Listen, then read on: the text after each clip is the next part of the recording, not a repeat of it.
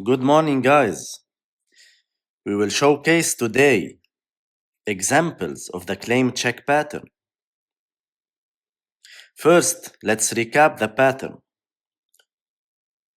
We have a messaging system in the middle, accepting messages produced by the producer to the left, and these same messages are consumed by the consumer to the right.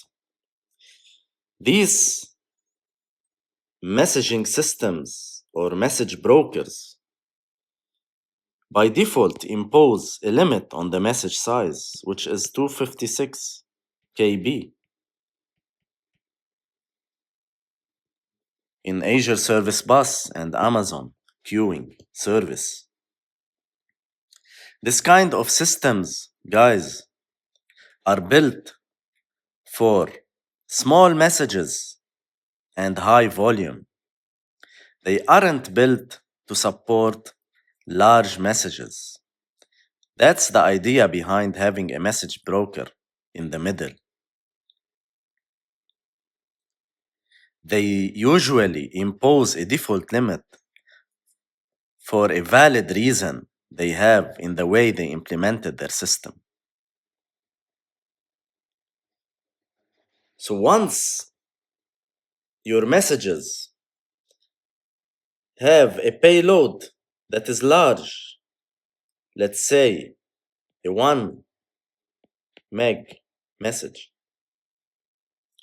and your producer application wants to send this to the messaging system, the default approach we developer follow is to ask the DevOps team or the infrastructure team to increase this limit. We don't want to change our code. We want that system to support this large message. The impact usually of supporting or increasing that limit is paid in cost, as we're gonna see later. Plus, these consumer services needs to deserialize that message, decrypted, and handle the processing in memory, hurting the performance of that application, of the consumer service as well. So increasing the message size, the default message size, is paid in cost and performance. Now the pattern tells you that whenever your producer service detect that your message is more than 256K, for instance, or 1 megabyte, depending on the default message size of the broker you are using, don't send that message to the message system. Instead, send it to a distributed file storage like AWS S3 or Azure Blob or the Google one, Google GCS. Once that file is successfully submitted to the file storage, you send a small message we call the claim check token message. It has a small payload fitting the behavior required by that messaging system. And this payload, this token, has a reference to that file storage, to that file uploaded to the distributed file storage. Once this consumer service consumes that token message here, it attempts to download that message in the last step and do the processing, saving a lot of money, as we're gonna see down below in the diagrams, plus preserving your system performance. Let's first go with an example from Azure Service Bus itself, providing us a premium package, a premium service, telling us that if you want us as Azure Service Bus instance to support messages above the default 256 kilobyte, we can let you upload up to 100 megabyte. You don't need to do anything on your producer service, but you have to pay us $730 per month, and that is for a specific criteria or scenario there, and this 730 can increase depending on your requirement. The example here we are taking is about 2 million messages with 1 megabyte XML files each per month. So we are talking here about a 2 terabyte amount of messages.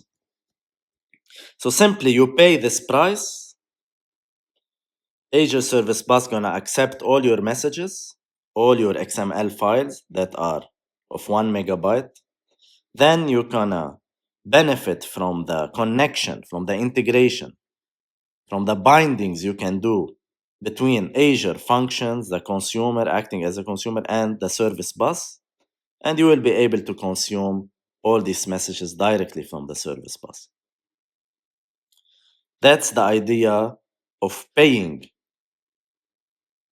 the price or paying the cost for the solution. Now, following this approach, you are not applying the claim check pattern. You are asking your business people, your IT team to increase the default size imposed by your message broker. And you can do that for a local RabbitMQ or Kafka instance as well. Now let's see examples from Azure itself where you can apply the claim check pattern and saving a lot of money. Here it is.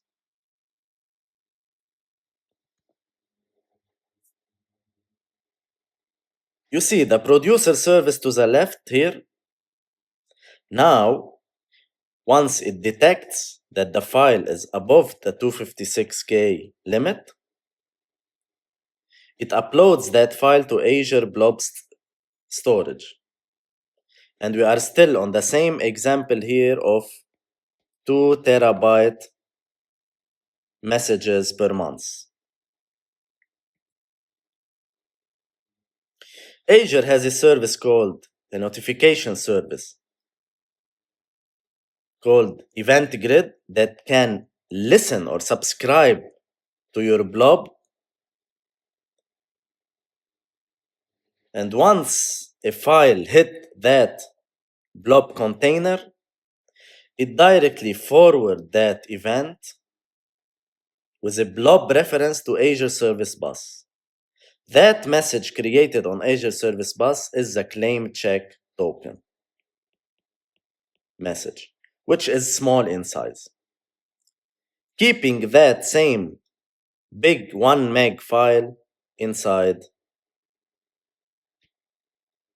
the Azure Blob Storage. Now, since the function acting as a consumer is also integrating with Azure Service Bus, listening through the binding there, and read these small messages as they arrive to the service bus, it can get that small message and fetch, using the blob reference, fetch that big file from the blob itself by downloading it, applying the claim check pattern we saw at the beginning. So instead of paying $730 $30 per month, you are paying around $38 for storage cost, which is the highest cost you're gonna incur here. 2 terabyte, you are paying 0.0184 when we recorded this video, which is equivalent to $38, around 38. 39, around $40 as total. So that's the gap between the price, guys. That is how you're applying this pattern can save you tons of money. Now take that scope of 2 terabyte and do your projection if you have several hundreds of terabytes per month. And you're gonna see how much money you're gonna save. Now in this example, you as a producer service, you have to, using Azure, you have to talk to the Blob SDK. Your application has to have knowledge of the Azure Blob SDK, plus your Azure function has to have knowledge of the ASB, Azure Service Bus connection as well. We can call it SDK. So your code, your app logic, needs to talk to these two systems in order to apply the claim check on Azure. Now, that's not the case as we're gonna see with Amazon. Amazon has a smart solution there. They call it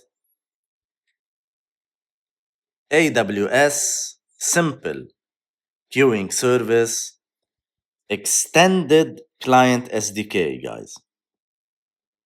The idea here is that, again, to the left, the producer service doesn't have to know anything of what's happening under the hood. Doesn't have to talk directly to Amazon S3. It just need knowledge of the SQS SDK. And Amazon does the heavy lifting under the hood. So your producer service doesn't even have to check if the file has a limit or exceeded the 256 limit here that is also imposed, or it is the default limit imposed by Simple Queuing Service. There is a reason for imposing these default limits, guys, in any system, even on your database system. Always, I highly recommend you never touch the default settings unless you are absolutely certain about what you are doing. Never. They implemented these systems and they put these default settings or constraint for a certain reason. So, again, you don't have to check if your messages exceeded the default limit. You just talk to the CQS SDK. You don't touch any S3 SDK.